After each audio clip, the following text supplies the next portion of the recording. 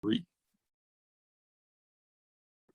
Hello, everyone. You are listening to the C Squared podcast with Corey and Curtis. Today, we are here with Miss Addison Herron-Wheeler, metal journalist, writes for OFM and New Noise magazine, has written for a lot of other publications. Pretty impressive career in writing in the metal world, and we're super excited to have her on the show today. Before we get started, I do just want to say thank you for braving the podcast and putting up with the chaos that is me and Curtis. So, Addison, first of all, can you kind of go over a nutshell version of who you are and what you do? Just a nutshell version. Sure. I'm Addison Herron-Wheeler. I'm managing editor of New Noise, co-publisher and editor-in-chief of OFM, Outfront Magazine, Colorado's LGBTQ media. I also contribute to some other metal publications, both online and print. I have a few books in the works, a few books already out. I'm also bassist in a band called Chronos Compulsion, and I live in Denver, Colorado. That's pretty impressive, I gotta say. Cool. To do all the things. Yeah. Cool. And so you do have a really, impressive career in writing in metal. How did you get started writing in metal? So let's just start right at the beginning with that one. So I got started, I always wanted to write for Decibel and even Metal Maniacs back in the day when I was a teenager. And so I started writing about metal for the school paper in high school and the local paper in high school, and I became an intern there. And then when I went to college, I started writing about metal for RVA magazine, which is kind of the local Richmond arts and culture magazine, and for the college magazine, and just kind of stayed involved. And then I took a class on women in music, and for that class, we had to pick a certain genre to kind of do a paper on, and I did women in metal. And then when I discovered kind of the really interesting history and how much had been swept under the rug, I turned that into a book. And then after that book came out, I kind of got a little bit more recognition, and I started writing for Metal Rules, and just doing a little bit more metal writing across the board. And then from there, got in with some bigger publications. So just as a quick follow-up for us, so how long exactly have you been doing metal writing then for? So I just turned 32. I guess I started about when I was 14. Wow. Even getting published, I was getting published. It was definitely like the local Fredericksburg, Virginia newspaper. So, Yeah. not like I was getting published in Decibel at 14 or anything like that. But yeah, I have been, I guess, for like over 15 years now, been writing about metal. Out of curiosity, how do you kind of like, when you're 14, like, were you doing interviews and stuff, or were you just doing reviews? Interviews, reviews. My boyfriend at the time, who's now my husband, was in a local band. So I like featured their band and some other local bands. Landed some bigger reviews because I did work for the newspaper. And I did, I think I found recently my first ever thing was just like a little list of upcoming shows in my hometown. So I just kind of got started through those connections. Fair enough. There was somewhere I was going with it. Now I forgot where I was going with it. I'm sorry. No. Corey, did you have a follow-up on that before we go to the next one? No, I am good. Okay, so this is a good one. That I got for you. How do you stay on top of all the different places that you write for? Because you got a lot of places, and you manage it at one place, and you said you're the co-owner, co-editor of another one, and you also freelance. So how does one keep on top of all the projects? Well, to be totally honest, sometimes I don't want to make it sound like I'm some sort of superhuman and I never make mistakes. For example, even this last week, I had a friend in town for a couple days, took a couple days off. So, full disclosure, it's been super crazy trying to catch up, and sometimes it is super overwhelming. But I think most of all, I have to write everything down. I make a list every day, even if I'm repeating what's on the list because I didn't get it done the day before, or writing down stuff that I know I have to do. Like, I have to make that list to stay organized. And then I just put in a lot of hours and try to balance my time, multitask the best I can. Fair.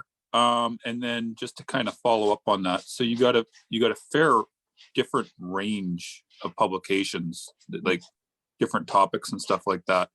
How do you kind of compartment it into being like, today I'm going to write about this, or how does it work with you?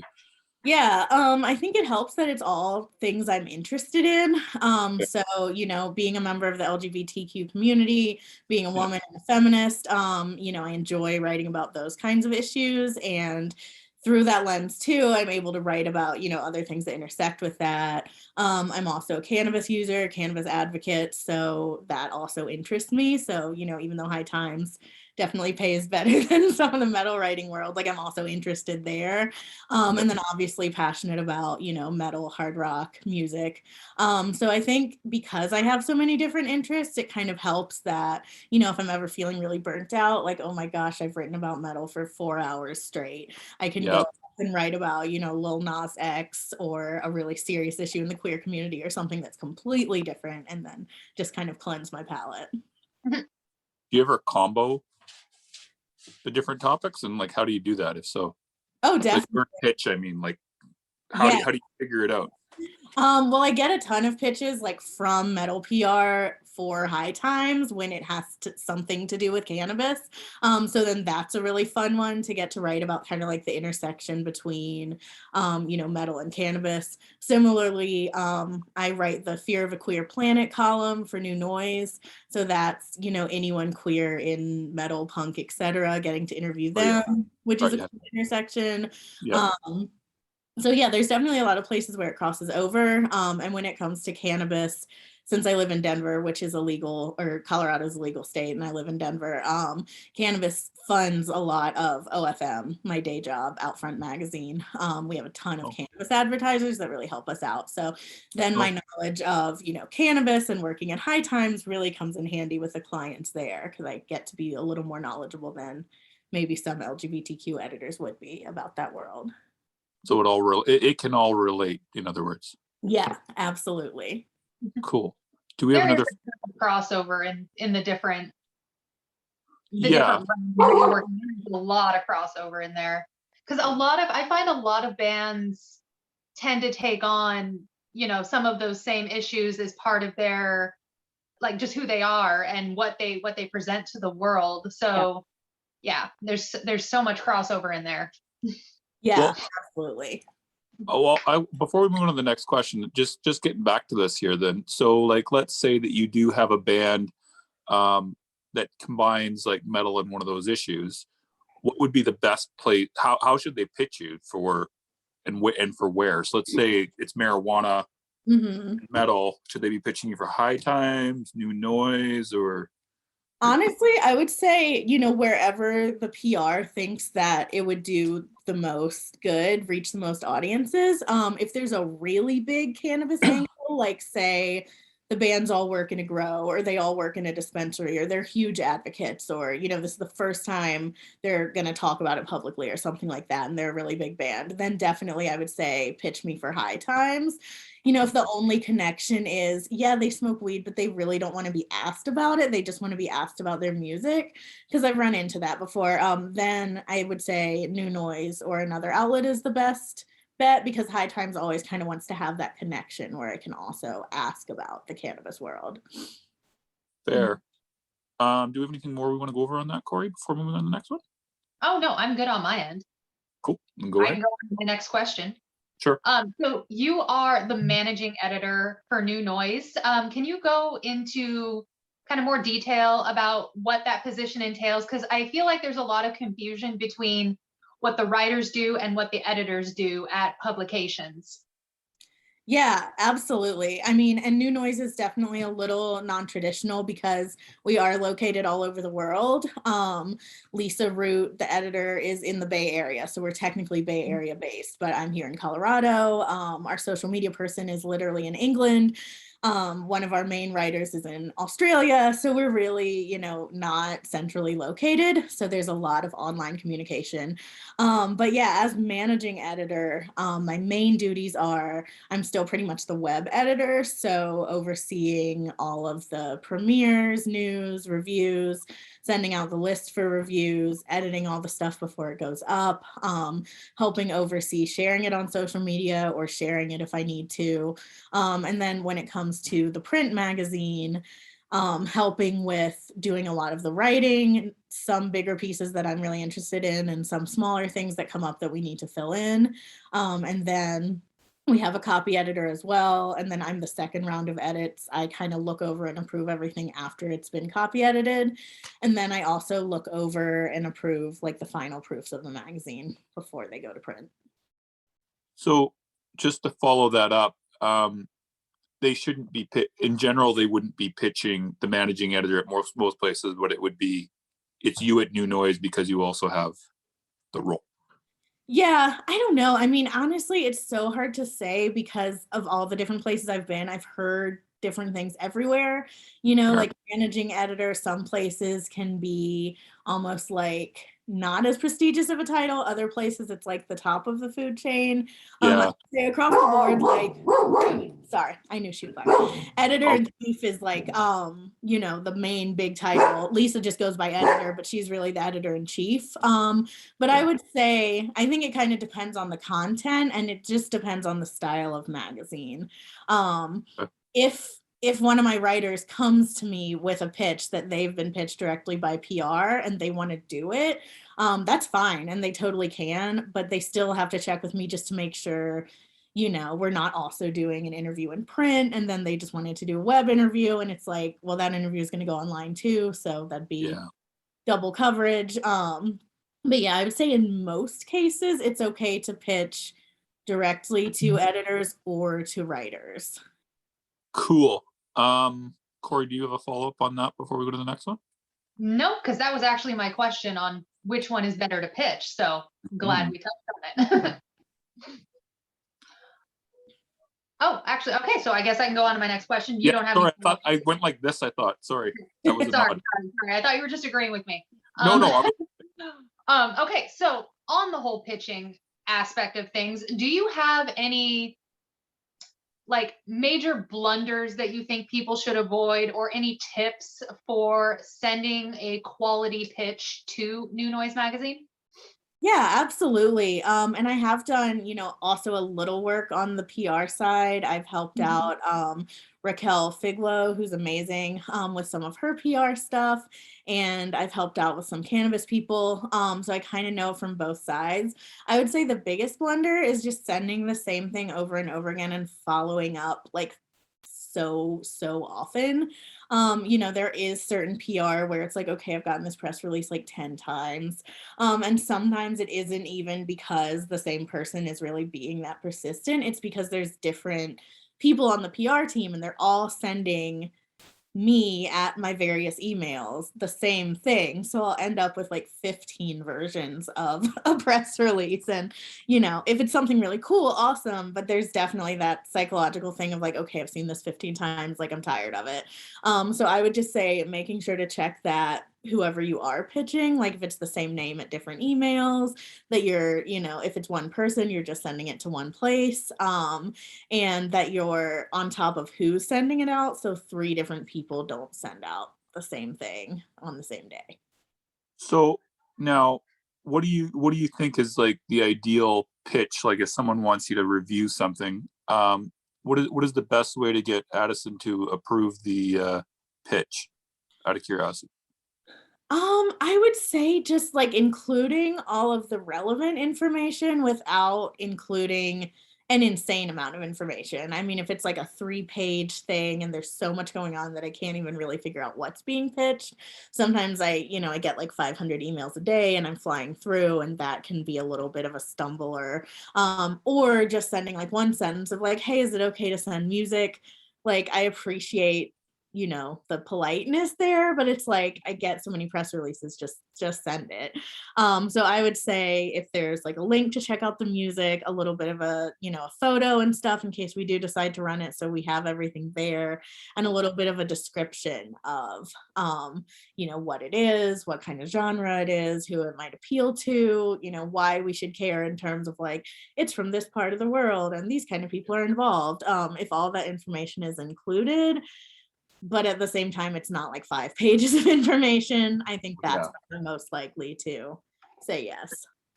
And what type of genre would you say would be like the new noise genre?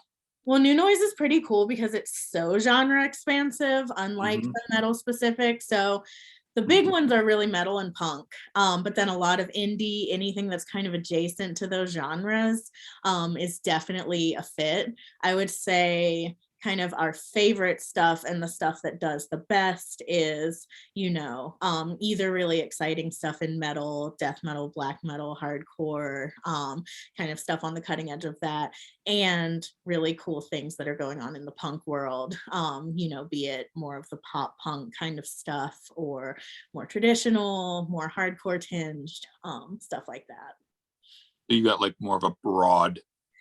Yeah, which is really fun. Cool. Corey, did you have a follow-up to that before I move on to my follow-up? No, I am good on my end. Well, let's talk for a minute here about how, like, the worst types of pitches you've ever gotten, the mistakes you've observed. Maybe we'll kind of go over that first before we get into anything too nitty gritty. Why don't you kind of say what you've noticed people do wrong when they're pitching you specifically? I mean, generally, I try not to be hypercritical because Fair. everyone makes mistakes. But Fair. I mean, I've definitely gotten press releases where it's like, I guess they thought they were including an embed code, but it's like a crazy long embed code, and it's like literally like this long, like 40 lines of text.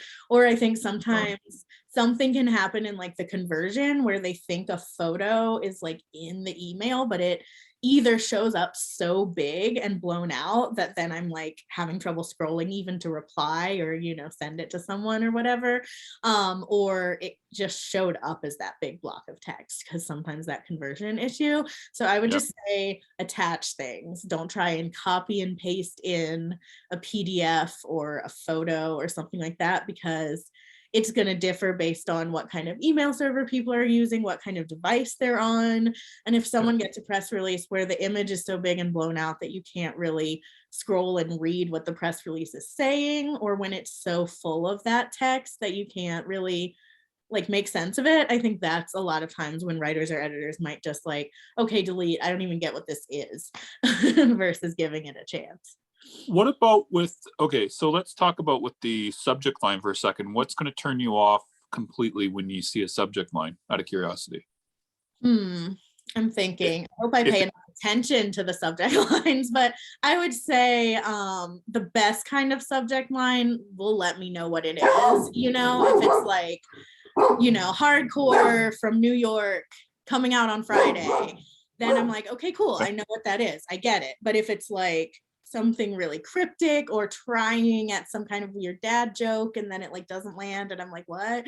Or something that's kind of like you need to cover and like maybe a little overly pushy, like those I think would be the biggest turnoffs.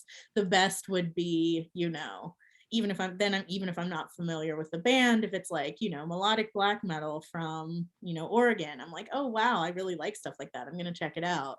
So I'd say like as much information as possible without having a crazy long subject line is always Fair. good. And then have you ever seen one that just automatically made you not want to open the email? Without going specific, obviously. Yeah, I'm trying to think. I would say, I mean, really just the ones with like a ton of emojis and all caps and they're crazy long. Yep. Where it's something like I said, trying to make a joke that I don't get because sometimes it's just hard for that to land. I'll still usually check it out, but then I think I'm already going into it with like, okay, this is annoying and I'm already not fully sure what it is from the subject line. Fair. What do you think of emojis in the subject line? We just started testing that out on some of ours. I'm curious, like, what you think. Is it bad or good? I think a few are super cute. I mean, with OFM, we almost always include emojis in the subject line of like our newsletter. But maybe a couple fire emojis or hearts, something like that. If it's like so many emojis, then that's overwhelming. And then I would also say, just making sure that everyone's doing those test emails and trying it out. Certain emojis like don't show up. And then if it's like, say it's like a person of color, it'll show up as like a blank person and then like a little box with like a brown color, and it looks really weird.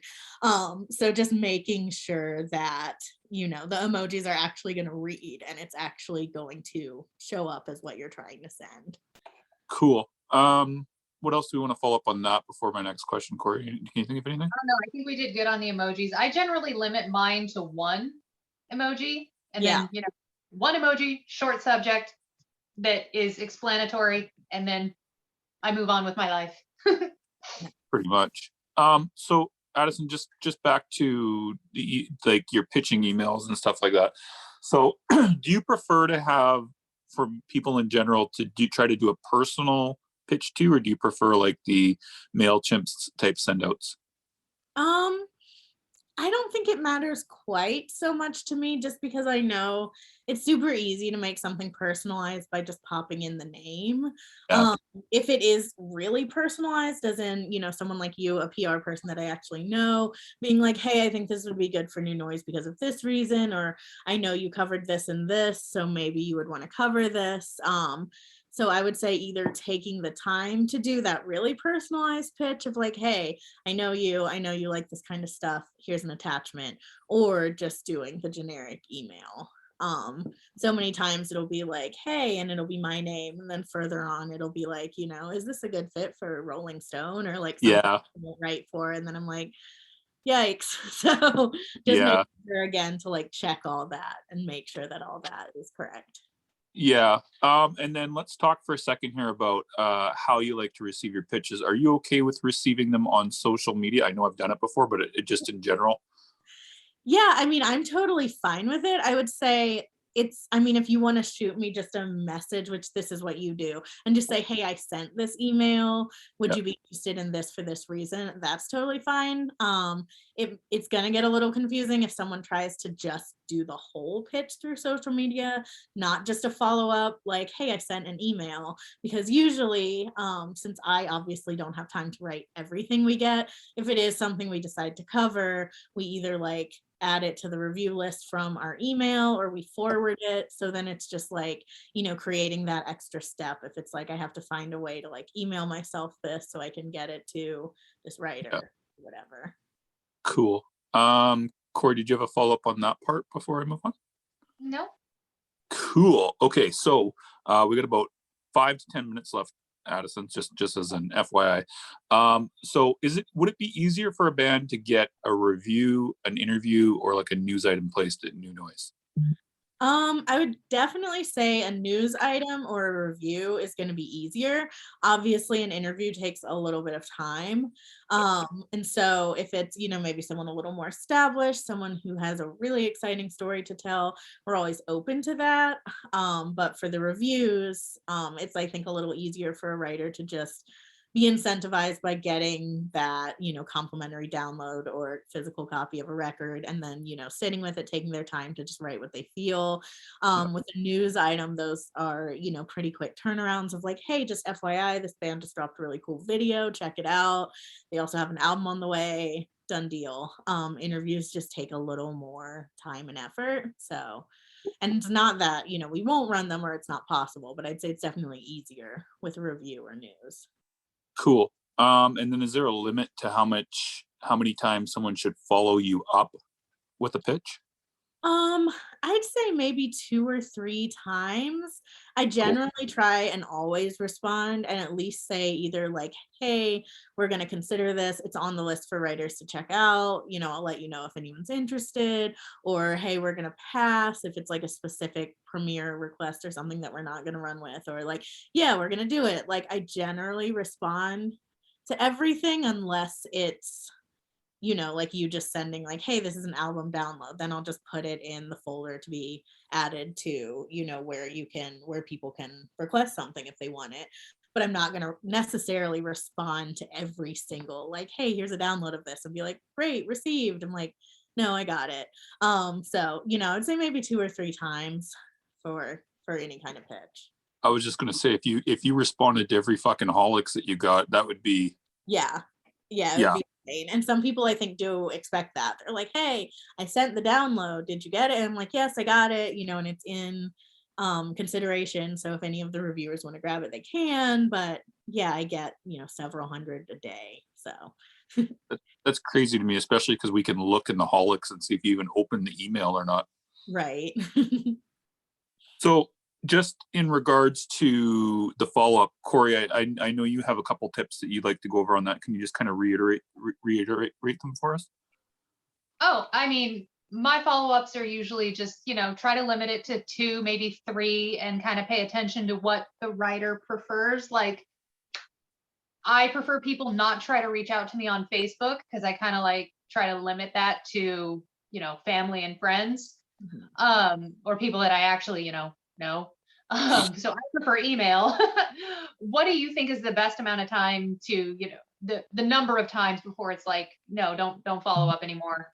The Yeah, no answer is an answer is something that I kind of say sometimes when it's like it reaches that point where you're not getting a response and that is your response. yeah, I'd say like 3 or 4. If it's like I said, I try and never just absolutely not respond. If anything, I'll respond and be like, hey, this seems cool, but it's definitely more pop, just straight up pop. Maybe you could pitch it over to me at OFM, but this doesn't make sense for new noise or something like that. I try and always respond. But I would say 3 or 4 would be that maximum. Cool. I got a final question actually for you now. So you were just mentioning pitching OFM for something. So how do you ever kind of like let's say it's a non-marijuana related band, would you still cover them or at high times or? So yeah, with high times, it's really specific. They only really want people who are also going to talk about cannabis because that's been their legacy for, however long they've been around. With Out Front, it's definitely we're a little more, we don't necessarily need to ask about your identity or make sure you're a member of the LGBTQ community. It's more, obviously that you're supportive, and then we cover more like poppy stuff that would make sense for the fans. Or indie, anything, not so much super, super heavy stuff unless it does have a queer angle. So it's definitely kind of on a case-by-case basis for each publication. Cool. But for high times, it's more of that hard and fast. Not only does it need to have some sort of cannabis connection, they need to be willing to talk about it. Cool. Corey? Oh, no, I didn't have a follow-up. Is that I have an off-topic question actually that's completely different. So I was looking through New Noise magazine and the things that you guys are doing, and I've seen a lot of print magazines getting into the vinyl realm, and I'm not sure if this is something you would know about in your role as a managing editor, but is there anything on the horizon for New Noise going into the exclusive vinyl with bands where you get like an exclusive New Noise color? Oh yeah. We've talked about all kinds of different things. I don't think there's anything, new set in stone necessarily, but we're talking about doing a lot of revamping and cool stuff for 2022. And I'm sure you all are aware, we've been doing the flexi disc thing for a while. We have a really cool, exciting Full of Hell one in this next upcoming issue. And pretty much we try to do like some original merch stuff with a lot of our covers as well. Like with King Woman, with that cover, we did a tote bag. We've done like a beach towel. Like we always kind of try and roll out fun things like that just to kind of boost sales and also, give everyone that little exciting merch thing that metal and punk fans love so much. I have another question I just realized. Sorry, Addison. Hopefully you don't have to go right away. So one question that always gets asked is, if I buy an ad, will that increase my chances of coverage? And if you don't want to answer that question, I am totally fine with that, but I always get asked that question. Yeah, no worries. Definitely, I will say, Lisa and I have had this conversation a lot where I feel like there's this big push in the community of like support bands, buy merch, buy music, support. And then when it comes to media, there's almost more of sometimes this assumption like media doesn't even need to get paid. They should just be the bands. And I would say, we're very DIY. We get completely all of our money just from sales of the issue, sales of the merch. And our advertisers. So if you are willing to support us in that way, say, hey, you know, we're not going to ask you to send us 50 free magazines. We actually bought some. We got a subscription and we'd love to take out an ad. It's going to be a very, very small ad. That's all we can afford, but like we want to show support. I definitely think that increases our willingness to say, well, yeah, and you're doing cool stuff too, so we want to support you back. That being said, it's definitely not a full pay to play situation. If it's really cool stuff that we love, we're going to cover it no matter what. If it's stuff that just really, really doesn't fit our scope, like straight up bubblegum pop, you know, we've been pitched that even in terms of like, and we'll buy an ad, and we're just like, sorry, we just don't think that's the right fit. What y'all are doing is great, it's just not the best fit. So it still has to be that right fit. It still has to be something we feel good about supporting musically and ethically. But I would say definitely, if you're willing to show support of us, either, you know, I bought a subscription, I bought an ad, I think that goes a long way with us, because we, just like all the bands, are DIY, just trying to stay afloat with our sales and with our ads. Totally. I think I've done all my questions for today, and I think that's all we got. I've had on my list. Cool. Addison, did you have anything further you wanted to say before we end off? No, I think that's it. Just thank you so much for having me on. And yeah, I'm really excited that we got to chat. Cool. Oh, I do have one more thing. Where can people find you? Like, what social medium do you want them to follow you on, if any? Facebook, I think it's just my name. Cool. And on Instagram, which I'm not that active on, but it's Heathen Temple, like the Pig Destroyer song. And I'm super inactive on Twitter, but I am on there, I think, also as Heathen Temple.